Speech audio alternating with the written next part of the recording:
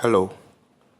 Now I'm going to be taking you on Photoeditor, and this section is actually to look on the buttons, the menu buttons, and just have a general overview of what they do. Now the first thing is the gallery.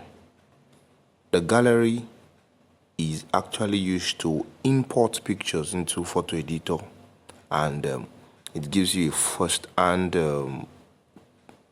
insert picture option where you can start editing.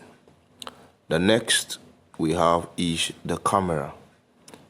The camera, just like it is named, is for you to take pictures with the phone and with the phone, and you start editing with it.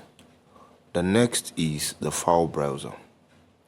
The file browser is actually going to help you locate a file on your device, and this file is saved somewhere that you can actually locate easily.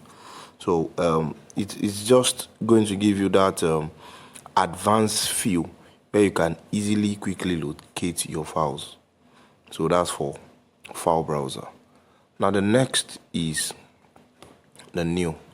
I'm actually going to skip the new now because we need to come back to that. And let's go to batch. What does batch do? Now one thing you'll notice for batch is, as its name implies, is that what batch does is batch takes group of pictures together, and you are able to edit them as a group. So you can edit the pictures as a group. Now take for example, I have a picture that I would like to add watermark to them, and I want to unify these. They have the same format. What I will need to do is, using batch, I can take these pictures and add watermark on all of them rather than do it individually. So that's what batch does. Now for recent photos actually helps you to locate a picture that you have used before and you start editing from it. And for tools, it contains other features in Photoeditor.